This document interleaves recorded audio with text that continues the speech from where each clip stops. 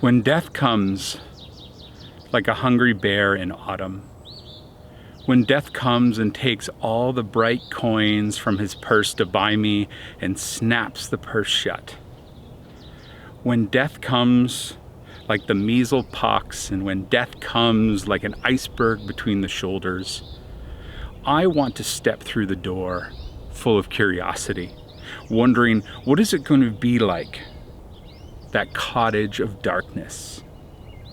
And therefore I look upon everything as a brotherhood and a sisterhood. And I look upon time as no more than an idea. And I consider eternity as another possibility. And I think of each life as a flower, as common as a field daisy, and as a singular, and each name a comfortable music in the mouth, tending, as all music does, towards silence. And each body a lion of courage, and something precious to the earth. When it's over, I want to say all my life, I was a bride married to amazement. I was the bridegroom taking the world into my arms. When it's over, I don't want to wonder if I have made my life something particular and real. I don't want to find myself sighing and frightened or full of argument. I don't want to end up simply having visited this world. That was When Death Comes by beloved poet Mary Oliver, who passed away in January of 2019. I'm Pastor Reilly, and this is our call to worship for the beginning of the Easter season, or what Eugene Peterson calls, which I prefer, the Resurrection Parade.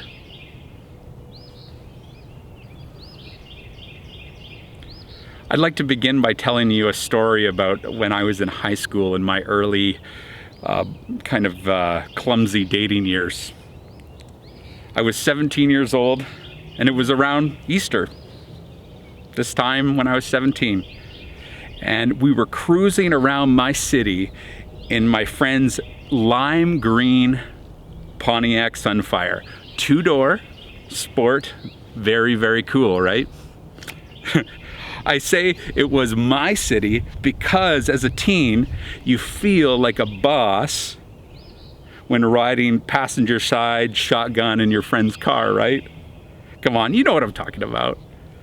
Okay, maybe I was a little bit more of what they call a scrub, but the point being, I may have borrowed some confidence from my friend's ride. I didn't have a car and I didn't have my driver's license at the time.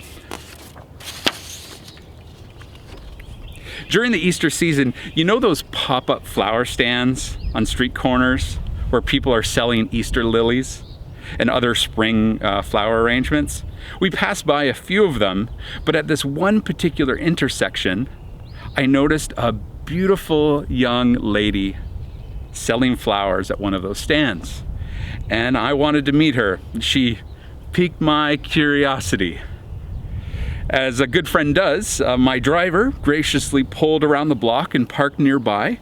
He encouraged me to get out and go talk to her, and still borrowing from his level 10 cool factor from the lime green Pontiac Sunfire 2-door sport, I thought I could make this happen.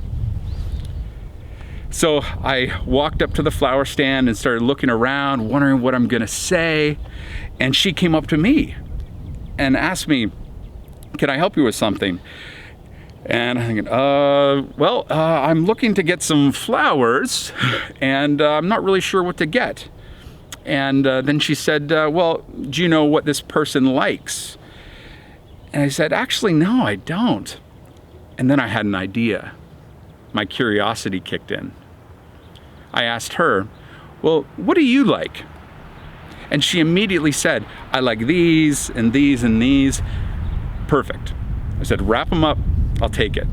And so she happily went on her way, created a nice little bouquet, and said, "That will be $20. I'm thinking $20 for a teenager. I'm thinking, okay, I'm shelving up some $20. And I was like, okay, this might be worth it. So I gave her the money, she handed me the flowers, And then I handed them back to her and I said, I got these for you. In my mind, I thought I just like hit a grand slam. I was like, yes, yes, that was awesome. And when that wore off, that excitement wore off, she was sitting there holding the flowers and I'm standing there, and I hadn't planned what I was gonna say after that. I had no idea what I was gonna say. So in that moment I panicked and I just walked away. Got in my friend's car and he's like, what happened? What was going on over there? I'm like, drive, just drive. So we drove off, and a few hours later, after I drummed up a little more courage, I went back, but there was another lady working. I went up to her and I said, excuse me, miss, there was a young woman that was working before, and she interrupts me and she says, are you that guy? And I said, well, yeah, I think I am. I think I am that guy. And she said, well, she left her phone number for you to give her a call. I'm like, wow, the possibilities. Now, we went on a few dates. It didn't work out, but that's not the point, okay? The point is, my sudden burst of bashful curiosity opened up the doors to new possibilities. For this Easter, I wonder, in the season of a pandemic, if a kind of courageous, bashful curiosity could help us. You know, as a teen, I normally would have never done something like that. As bold as buying flowers for the flower girl in the flower shop. But my curiosity led me into something I never expected could be possible. I'm convinced that curiosity is how we experience any kind of change or growth. To expand our minds, we need to be curious. And I think it's also how the kingdom of heaven shows up in our world among us. Not through force, but through fascination. Sometimes our humble curiosity can open new doors to new things as we follow where it takes us. So on this Easter Sunday, and when thinking about the Easter story, if you're skeptical, I get it. If you don't buy into the whole Christian thing, maybe, people rising from the grave, defeating death, it all seems like a bit much. In my sensible moments, I'm there too sometimes. So if the notion of resurrection is too much to entertain, I would like to invite you into a simple, bashful curiosity as I read the gospel story of the resurrection. You don't have to intellectually surrender all your questions or inquiry before letting the story speak to you. Maybe we can hold both, curiosity and intellectual integrity. With poet Mary Oliver, we heard read in our call to worship, to be curious about what this death and resurrection thing could mean. In her words, to step through the door of that dark cottage full of curiosity. I love that. So I welcome your maybe bashful curiosity and the possibilities that it brings with it. For a few moments, would you consider being curious, even about this notion of death and resurrection? Might it have something to say today, here and now? I'm standing in St. Mary's Cemetery, only a few blocks from my home. It's a beautiful church with this adjacent garden cemetery. Here in this place, I'm curiously wondering what this strange and powerful event we call the resurrection of Jesus could mean to us. It's not tough to see why I would choose a local graveyard for Resurrection Sunday. Honestly, I've always wanted to do a church service in a graveyard, so here's my chance. So if you've been following along in our series, A Local Hope in a Hot Mess, we've been exploring the ways God speaks through local life.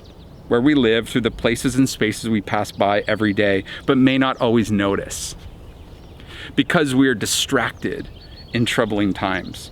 I think graveyards are good examples of local places we may not notice or want to notice, because it reminds us of our mortality.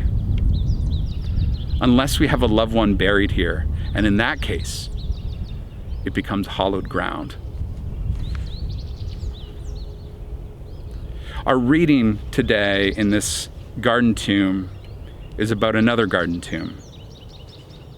And I invite you once again to listen to the story with curiosity and what we could learn from the people who experienced the very first Easter. A reading from the Gospel of John, chapter 20. Early on the first day of the week, while it was still dark, Mary Magdalene went to the tomb and saw that the stone had been removed from the entrance. So she came running to Simon Peter and the other disciple whom Jesus loved and said, "They have taken the Lord out of the tomb, and we don't know where they have put him." So Peter and the other disciple started for the tomb. Both were running, but the other disciple outran Peter and reached the tomb first. He bent over and looked in at the strips of linen lying there, but did not go in. The other disciple, who had reached the tomb first, also went inside. He saw and believed, though many did not understand from Scripture that Jesus had to rise from the dead. Then the disciples went back to where they were staying. Now Mary, though, stood outside the tomb crying. As she wept, she bent over to look into the tomb and saw two angels in white seated where Jesus' body had been, one at the head and the other at the foot. They asked her, "Woman, why are you crying?" "They have taken my Lord away," she said, "and I don't know where they have put him." At this she turned around and saw Jesus standing there, but she did not realize that it was Jesus. He asked her, "Why are you crying? Who is it you were looking for?" Thinking he was the gardener, she said, "Sir, if you have carried him away, tell me where you have put him, and I will get him." Jesus said to her, "Mary." She turned toward him and cried out in Aramaic, "Rabboni," which means teacher. Now Thomas, also known as Didymus, one of the 12, was not with the disciples when Jesus came. So the other disciples told him, "We have seen the Lord." But he said to them, "Unless I see the nail marks in his hands and put my finger where the nails were and put my hand into his side, I will not believe." A week later, his disciples were in the house again, and Thomas was with them. Though the doors were locked, Jesus came and stood among them and said, "Peace be with you." Then he said to Thomas, "Put your finger here. See my hands. Reach out your hand and put it into my side. You can stop doubting and believe." Thomas said to him, "My Lord and my God." Then Jesus told him, "Because you have seen me, you have believed. Blessed are those who have not seen and yet believed." Jesus performed many other signs in the presence of his disciples, which are not recorded in this book. But these are written so that you may believe that Jesus is the Messiah, the Son of God, and that by believing you may have life in his name. This is the gospel of the Lord.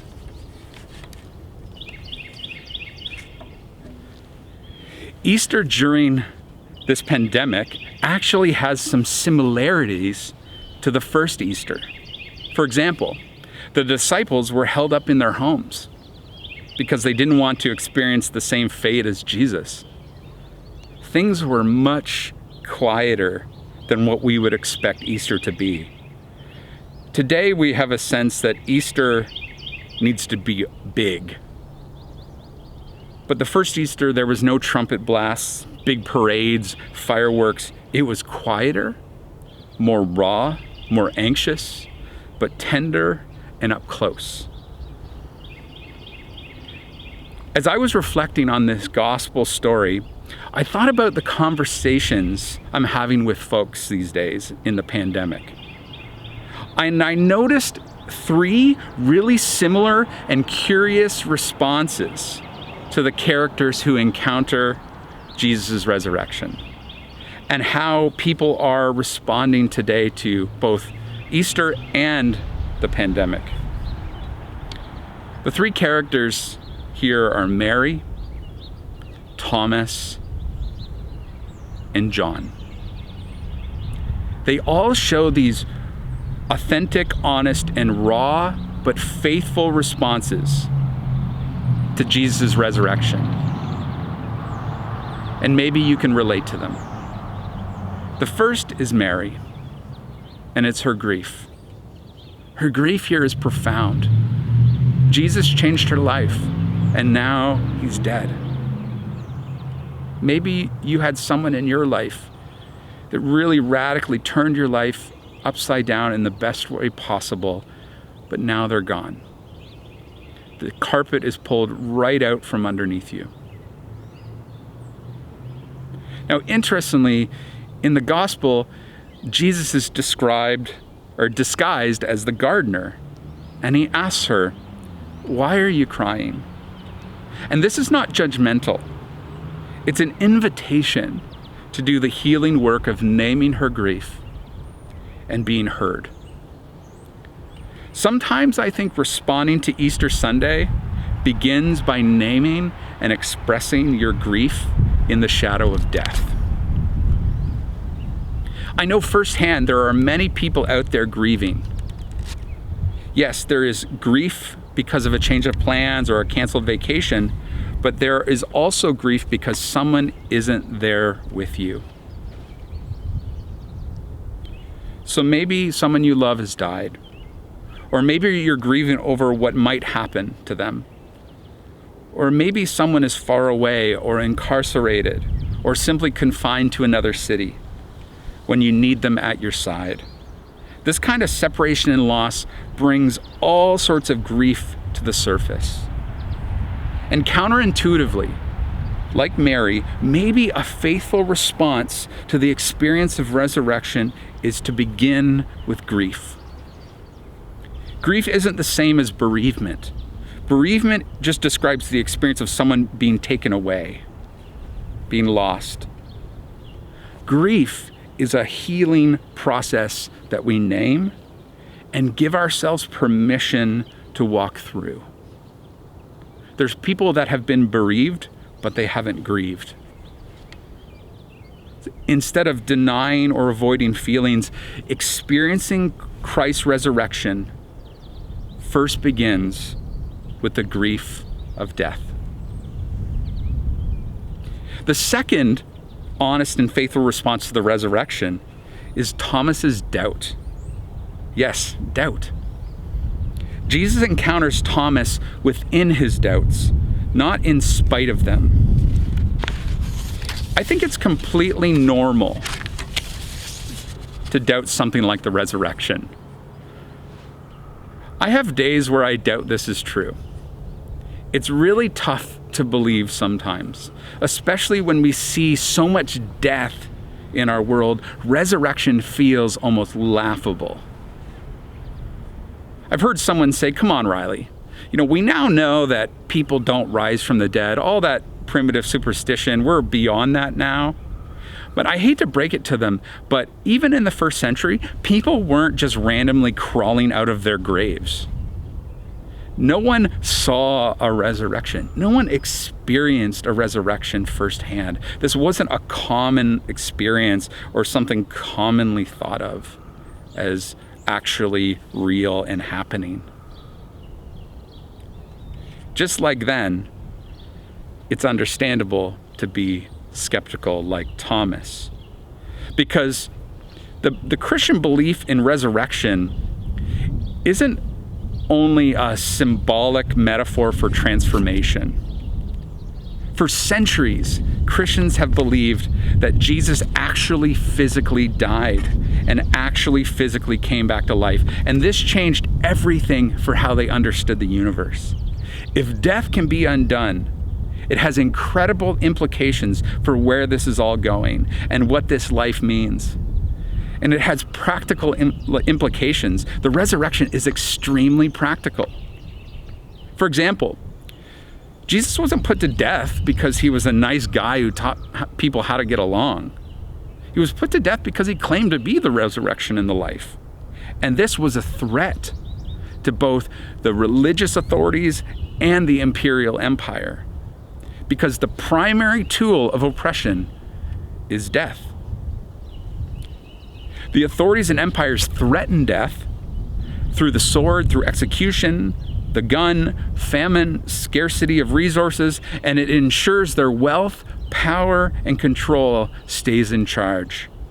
But if someone defeats death, oppressive authorities and empires lose their power. And oppressors are in trouble. Resurrection overthrows oppression. We learn from Jesus and Thomas's exchange that doubt is a part of the faith journey, not in spite of faith. Jesus doesn't judge Thomas for having doubts. Instead, Jesus shows Thomas his wounds.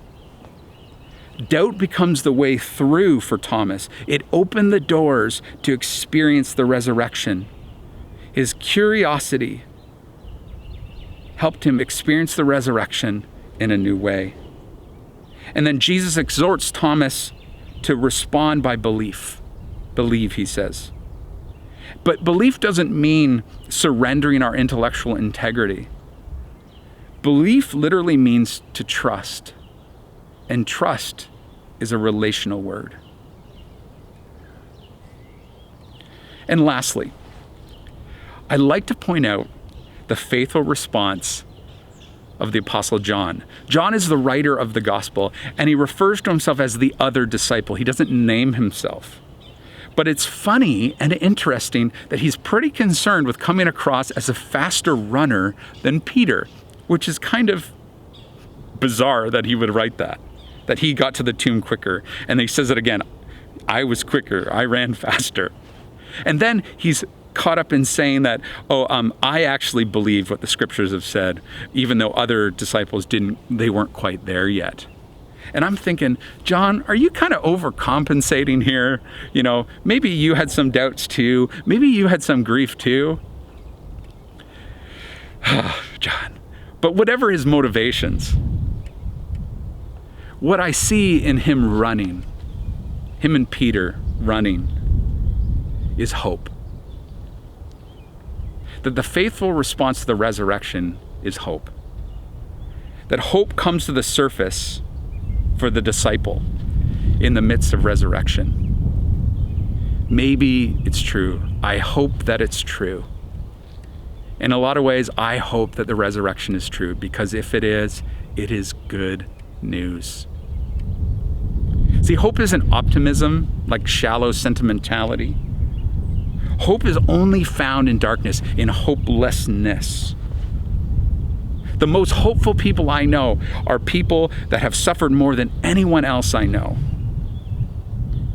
They know what it's like to be disappointed, to be kicked when they're already down, but they keep getting up. Those are the most hopeful people I know. So what are your hopes?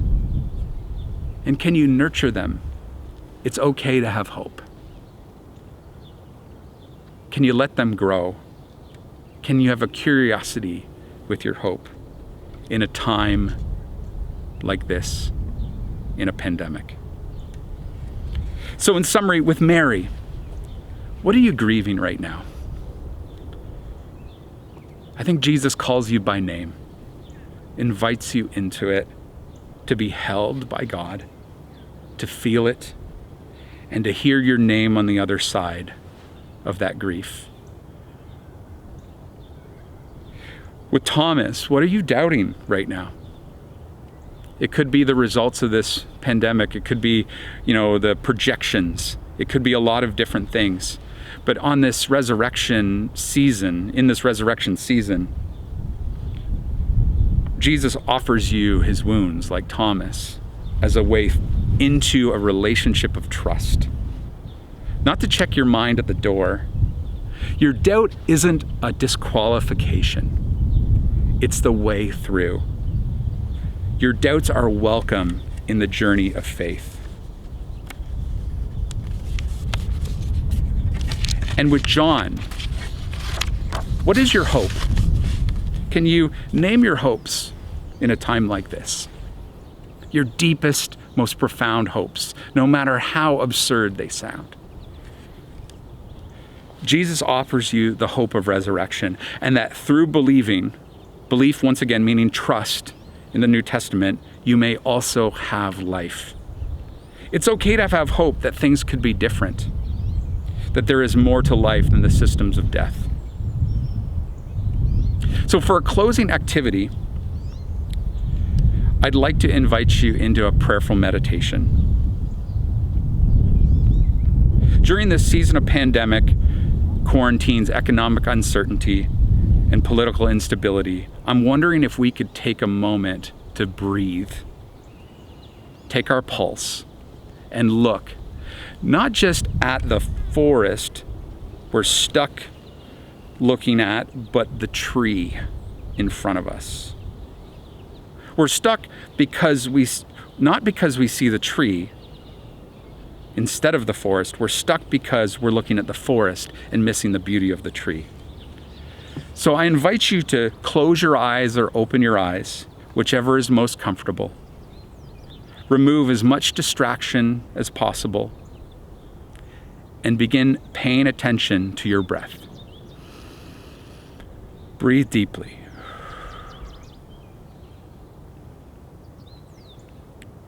Now I'd like to invite you to find your pulse. 2 fingers on your wrist there, or on your neck. Have you found it? Feel free to pause the video until you find it. Hold your hand over that pulse and feel the beat. Pray with its rhythm. As you hold that pulse, your pulse continues to beat every moment, day and night, completely unconsciously. Your heart pumps blood through your body and keeps you alive and breathing and functioning. You have been through so much with your body. You were sustained every moment by this pulse you're feeling right now. You are alive, and it is miraculous. Your life is a gift. We are so fortunate to exist. Jesus had a pulse. Jesus had that very same pulse, pumping blood through his body. And then once on a tragic Friday, that pulse stopped. Like you and I will one day experience, Jesus' heart could no longer pump blood through his body. But then on a Sunday morning, to the surprise of all creation, that pulse began to flutter again. The systems of death were suddenly interrupted, and Jesus' pulse began pumping blood through his body, sensations back in his hands and feet. He was alive. As hard as it is to believe, the story tells us that Jesus walked out of that garden tomb and brought with him a whole new world of possibility. So if you're still feeling that old pulse of yours, keep listening to it, and one day it will stop. But now, because Jesus didn't stay dead, he defeated death, your pulse will beat again. And we'll be together in Jesus' name. Go in the grace and peace of our Lord Jesus Christ. Amen.